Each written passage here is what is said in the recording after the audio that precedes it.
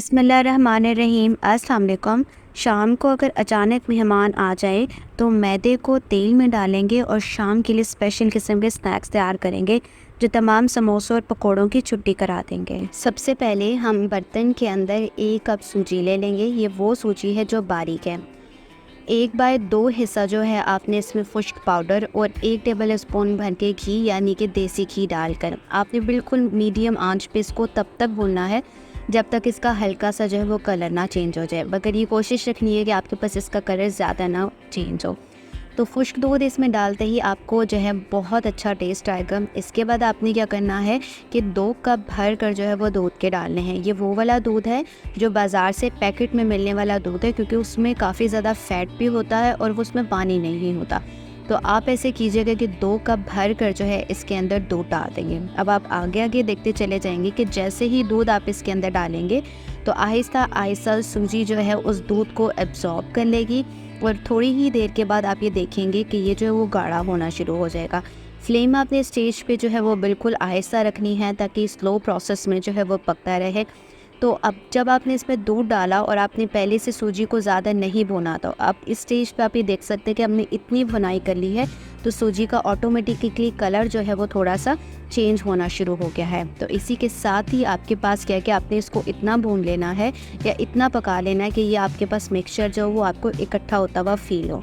अगर अलग अलग हुआ तो इसका मतलब है कि इसमें मज़ीद दूध डालकर आपने इसको और इकट्ठा करना, यानी कि इकट्ठा मिक्सचर बनाना है। इसके बाद आपने ये 3 टेबल स्पून बहुत इंपॉर्टेंट चीज़ डालनी है जिसका मैं आगे जिक्र करती हूँ कि ये क्या चीज़ और आप सबके किचन में अवेलेबल होती है।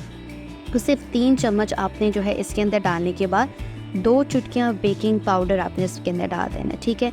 इसके अंदर डालते ही आपने इसको जो है वो मिक्स करना है। असल में ये हमने चीज़ इसलिए डाली ताकि सूजी जब तेल में जाके फ्राई होती तो इसकी एक बहुत लेयर बन जाती है, तो ये इसको लेयर जो सख्त सी बनती है उसको बचाएगी। इसी के साथ ही मैंने अच्छे तरीके से इसको जो है वो गूंद लिया था और गूंद लेने के बाद मैंने इसको गोल गोल जो है वो गुलाब जामुन बना लिए थे। अब गुलाब जामुन बनाने के बाद मैंने क्या करना है कि इसको फ्राई करना है। फ्राई करने की टेक्निक ये है कि आपने जो है इसको जो है हल्की आंच पे ना इसको फ्राई करना है, इमीडिएट फ्राई नहीं करना, ठीक है। जो भी चीज़ गोल होती है ना, अगर हम हाई फ्लेम पे पकाएंगे तो वो एकदम ऊपर से तो पक जाएगी मगर अंदर से इसके अंदर कच्चापन रहता है। अब जो वो 3 चम्मच सीक्रेट चीज़ डाली थी, जैसे इसका मैंने अर्ज़ किया, जो सूजी होती है वो एकदम गोल्डन हो जाती है। और जो हम लोगों ने उसमें वो 3 चम्मच जो चीज़ डाली है, एक तो उसका सबसे बड़ा फ़ायदा ये होगा कि आपके जो गुलाब जामुन हैं वो शीरे के अंदर घुलेंगे नहीं, यानी कि जैसे आप शीरे में डालेंगे थोड़ी देर के बाद ये एकदम उसके अंदर ना पिलपिले नहीं हो जाएंगे। तो एक तो इसका सबसे बड़ा फ़ायदा ये होगा। दूसरा ये होगा कि इसके अंदर जो हमने खुश्क दूध डाला और फिर इसके बाद 2 जो कप हमने दूध डाले थे, बिल्कुल आपको फ़ील ही नहीं होगा कि इसके अंदर हमने जो है किसी किस्म का मावा या किसी किस्म के खोए का इस्तेमाल ही नहीं किया। जस्ट एक बाइट लेने से आपको ऐसा फ़ील होगा कि हम किसी खोए वाला जो है गुलाब जामुन खा रहे हैं, ये कोई जो है सूजी से बने वाले गुलाब जामुन नहीं है। तो इसी के साथ ही मैं आपको बताती चलूँ, वो जो सीक्रेट चीज़ है उसका नाम है मैदा। यानी कि 3 चम्मच सिर्फ आपने क्वांटिटी देख लेनी कि अगर 1 कप सूजी है तो 3 जो है वो चम्मच आपने इसमें मैदे के डाल देने हैं। जैसे ही मैदा डालेंगे, एक तो सबसे बड़ी बात है कि डो बहुत अच्छी हो जाएगी, सख्त हो जाएगी, गूंदना बड़ा आसान हो जाएगा। और जैसे मैंने आपसे अर्ज़ किया कि जो इसकी जो ऊपर से क्रस्ट होगी ना वो भी बड़ी सॉलिड सी अच्छी सी बन जाएगी। और किसी भी सूरत अगर आपके गुलाब जामुन 3 दिन तक भी शीरे में पड़े रहेंगे ना तो मजाल है कि ये जो है वो भुरभुरे हो जाए या टूटे। दूसरी बड़ी बात है कि मैदा डालने से ना जो चाशनी है वो अंदर तक अच्छे तरीके से एब्जॉर्ब होगी। आगे जाके मैं बताती हूँ कि चाशनी की भी एक टेक्निक होती है कि आपने किस जो है रेशो से चाशनी बनानी है ताकि इसके अंदर वो अच्छे से एब्जॉर्ब हो जाए।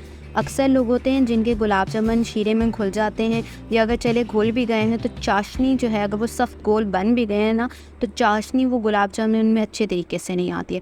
तो आगे जाके मैं इसका रेशो बताती हूँ, आप बिल्कुल उसी रेशो के हिसाब से आपने जो है वो शीरा बनाना है। तो इंशाल्लाह ताला आपके जो है गुलाब जामुन भी इसी तरह से गोल मटोलेंगे। सबसे पहले आपने ना पैन को गर्म कर लेना है, उसके अंदर डालना है 2 कप चीनी भर कर, ठीक है। अब जो शीरा बच जाएगा ना इसके बाद वो तो किसी काम में इस्तेमाल हो जाता है। तो इसी के साथ ही जो क्वांटिटी है 2 कप ही आपने इसके अंदर पानी डाल देना। तो जो आपने थोड़ी इलायची डाल देनी है, इलायची कूट के भी डाल सकते हैं, इसके साथ आप ज़ाफ़रान भी डाल सकते हैं। और मीडियम आंच पे इसको आपने ना पकने के लिए छोड़ देना है। असल में हमने शीरे को जो है ना, जिस चीनी डिज़ोल्व नहीं करनी, चीनी को गाढ़ा करना है इसके अंदर।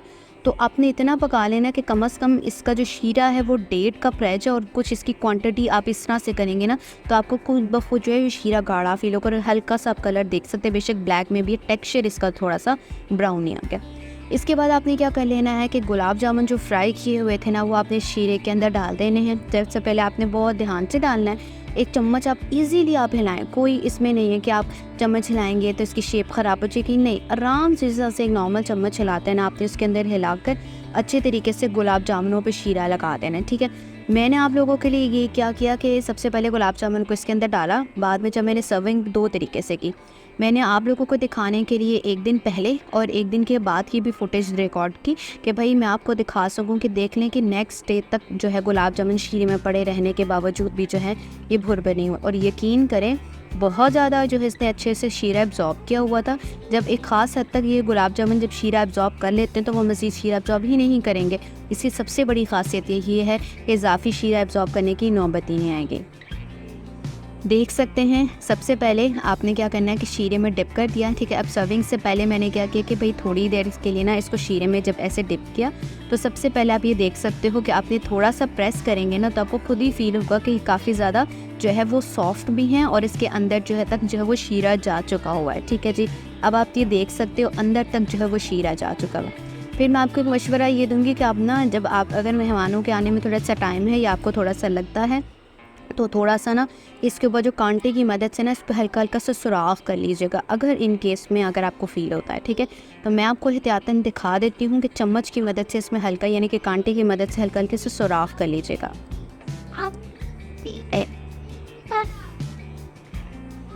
ये देखिए जी, अब ये इस तरीके से आपने इसके अंदर चम्मच डाल देनी। अगर आपके पास जो है गुलाब जामुन सख्त होते हैं, बहरहाल ये सख्त नहीं हुए थे, क्रस्ट इसकी काफ़ी ज़्यादा अच्छी टाइट बन गई हुई है। टाइट क्रस्ट का होना बहुत ज़रूरी है। बस शुरू में ही गुलाब जामुन जो है आपके पास ऊपर से जो इसकी जो सरफेस है वो नरम पड़ गई ना तो ये एकदम घुलना शुरू हो जाएंगे, ठीक है। तो ये तो जस्ट मैंने आपको दिखाने के लिए करी, अदरवाइज़ ये बहुत ज़बरदस्त किस्म के जो है वो बन चुके थे। अब मैं आपको नेक्स्ट डे का भी फुटेज दिखाती हूँ जो मैंने नेक्स्ट डे इसको शूट किया आप लोगों के लिए। तो नेक्स्ट डे जो मैंने इसको देखा तो ये नहायत मज़ेदार और लजीज़, और आप ये देख सकते हैं परफेक्टली जो है वो रेडी हो चुके हैं। उम्मीद है कि वीडियो पसंद आई होगी। नेक्स्ट वीडियो के लिए अल्लाह हाफ़िज़।